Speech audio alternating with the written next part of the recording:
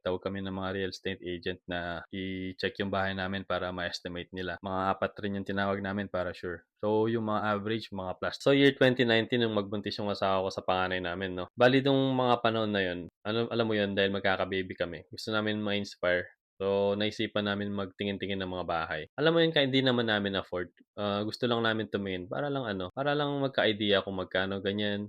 Gusto lang namin makita in person yung mga proseso, pero wala kaming mga ipon talaga nun kasi hindi naman talaga kami mayaman, hindi hindi malaki yung mga naipon namin, maliliit lang yung mga sahod namin.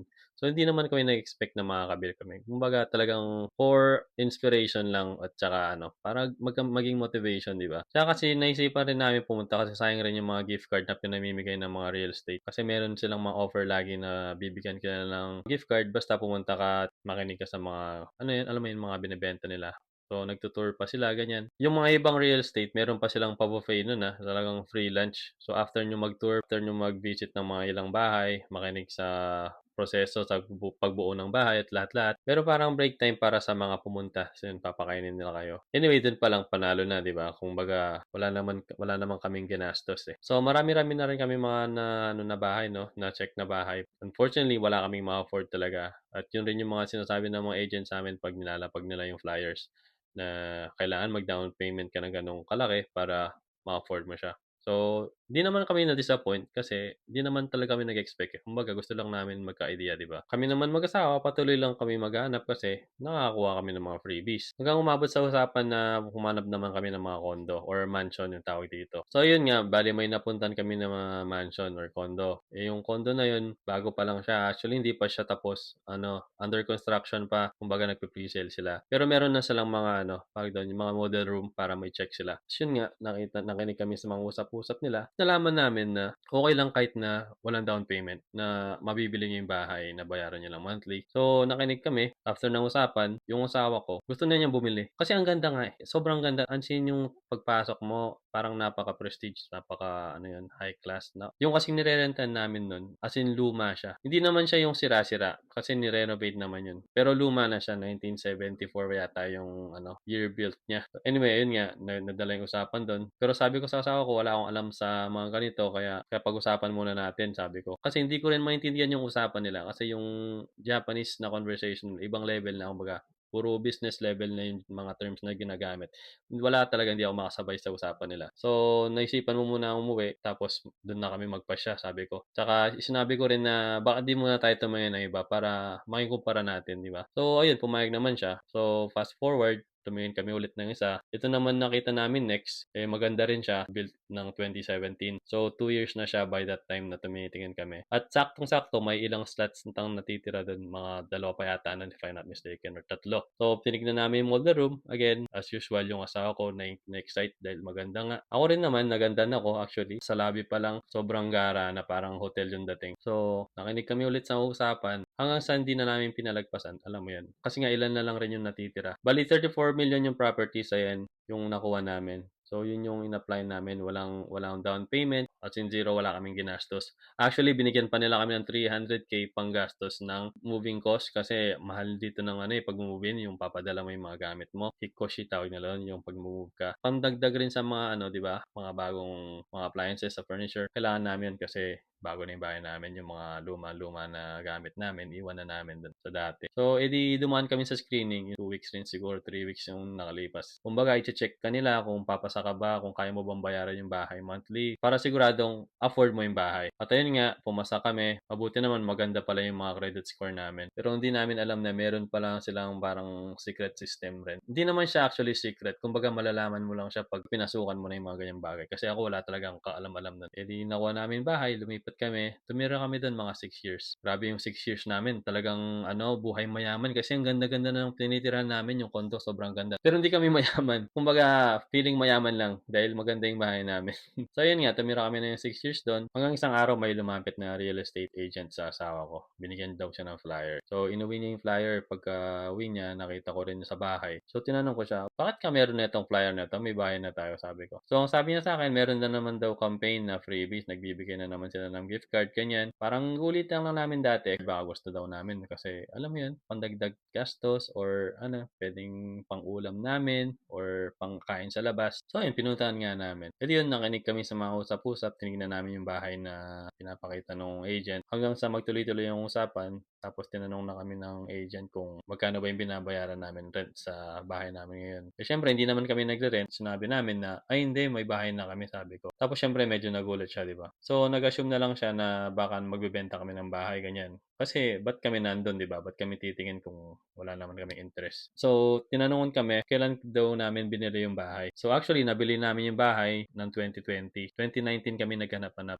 Yung buong proseso medyo mahaba rin. So nung nasabi namin yun, tinanong agad kami ng agent kung napa-price na ba namin yung bahay. Kasi daw tumaas na daw yung mga value simula nun. Kasi nag-spike yung pricing sa housing market. So baka gusto daw namin pa-check. So yun nga, bale pina-appraise namin, nagtawag kami ng mga real estate agent na i-check yung bahay namin para ma-estimate nila. Mga 4 rin yung tinawag namin para sure. So yung mga average, mga plus 10M talaga yung dagdag. Yung isang real estate, sinabi pang abot pa yung bahay daw namin ng 48M. Eh di ba binili namin yung bahay ng 34M? Isipin mo, abot pa daw ng up to 48M kung willing kami maghintay ng matagal. Pero kung gusto namin ng mabilisan, pwede namin babaan up to 40M, ganyan. Eh, kami syempre, hindi naman namin alam kung hanggang kailan mataas yung market. So, nag-assure na lang kami, pumunta kami dun sa middle part. So, nag 44.8M kami. Dun yung pinalista namin na price. So, fast forward, after 1 month, meron nga buyer. Ang bilis. Kasi di namin alam na sobrang sikat pala nung nabili namin condo. Kahit hindi pa in demand, marami talagang bibili kasi nag-aagawan sila, yung mga agent mismo, nag-aagawan sa amin, talagang ang kukulit na eh. Yung tipong pag may nag-offer sa'yo ng ganito, sige tatapatan namin again. Talagang sobrang dami nilang mga offer. Yung isang company, bali pinaayos pa yung mga pader namin na nadumihan para mas mabilis ibenta. Hanggang gano'n yung ginawa nilang effort para lang piliin namin sila. Eh, yun nga, hindi yan yun yung pinili namin. Pinalitan na yung ibang mga pader namin na pinagsulatan ng mga bata, ta's yung mga flooring na naihiyan nung aso namin dahil minsan umiiyon sa flooring eh, na may nangitim-itim na. Isipin mo yun, willing silang gumastos para sila yung piliin namin. Kasi may mga commission sila diyan eh. Kasi alam nila na sureable na ibenta yung bahay namin na yun. So ayun nga, bale may dumating na buyer na nag-inquire sa bahay namin nun. Talagang nilinis namin yung bahay namin, pinakintab namin talaga para pagtingin na sila sa bahay namin, di na sila nagdadalawang isip na kunin yung bahay namin. Kasi sayang, paldo na yun eh. So ayun nga, nagustuhan nila yung bahay. Sabi nila, gusto na nilang bilhin agad. So after few days, sabi nila, gusto na namin bilhin siya sa price na yan, pero kung okay lang maghingi ng discount. So ayun, binigyan na lang namin sila ng discount kasi may anak din sila. Nakita namin yung sarili namin sa kanila na, ay, alam mo yun, pang-suporta na rin namin kasi malaki na rin yung nakuha namin eh. Hindi naman namin kailangan maging greedy pa. Kasi thankful din kami kasi bibili nila yung bahay namin. Ayun, naging mas masaya sila kasi either ways bibilin pa rin naman nila at mas lalo silang natawa dun sa binigay namin. Kasi for 44.8M naging 44M na lang. So 800K din yung natipid nila sa amin. So ayan, all in all, yung naging total na kinita namin is 10M sa bahay. Pero since 6 years na namin binabayaran yung bahay nun by that time, yung naipon na binabayaran namin umabot na yung mga 5 or 6M na siguro. So, total 15M. Yung difference sa rent eh. Yung rent, di ba, pag binayaran mo, wala na yun. Yung mortgage kasi, naiipon yan towards sa binabayaran mo. Alam mo yun, parang nag-iipon ka ng pera instead na nagre-rent. Yung 6 years na naipon namin, bumalag rin yun sa amin. Gets ba? And then, syempre, minus yung mga agent fees, yung mga commission, lahat-lahat. Tapos, bumili kami ng bagong bahay. Ang natira na lang nun is about 10M siguro. Pinag-down payment namin ulit, bumili kami ng bagong bahay. At ito na yung bahay na yun kung saan kami nakatira ngayon. Actually, hindi naman to bagong bahay. Ano na to, used na siya. Pero nagkataon lang na nagustuhan rin namin nung tinignan namin. Parang brand new din siya. Tsaka, alam mo yun, naging mas practical kami kung kailan tumagal kasi nagkaanak na kami. Ang hinanap namin yung convenience, yung safety. Malapit sa school, malapit sa mga hospital, malapit sa train, malapit sa supermarket. Kasi alam mo naman, nangangarap lang rin tayo dati. Pero habang tumatanda ka, mas lalong magiging practical ka, maniwala kayo sa akin. Hanggang ngayon yan, di pa rin kami bumibili ng kotse, nagre-rent pa rin kami. Kasi hindi naman namin siya kailangan eh. Siguro pag lumaki na yung mga bata, pag gusto mo na nilang gumala-gala, mag-hiking, ganyan, mag-barbecue sa mga bundok, pag feeling namin malulugi na sa rent, bibili na siguro kami nun. So review ko lang, bali, zero yan yung ginastos namin dun sa bahay, as in zero. Tapos lahat ng binabayad namin sa bahay, naiipon lang siya dahil nga mortgage yun. Tapos yun yung ginamit namin pang down payment sa bagong bahay namin na yun, yung mga natira, pinabili namin ng mga appliances, ng mga furniture, at nag-invest kami dun sa NISA. Kaya nilagay namin dun, hindi na namin gagalawin yun. So, technically, back to zero kami ngayon. So, lahat parang naka-invest na. So, sa next video siguro, tatry ko kayong tutor dito sa bagong bahay namin para makita nyo. So, maybe sa mga following videos, pwede ko rin sa inyo explain yung mga kailangan, mga tips kung ano ba yung kailangan para pumasa kayo sa mga screening or anything na itatanong nyo sa akin, try ko sagutin.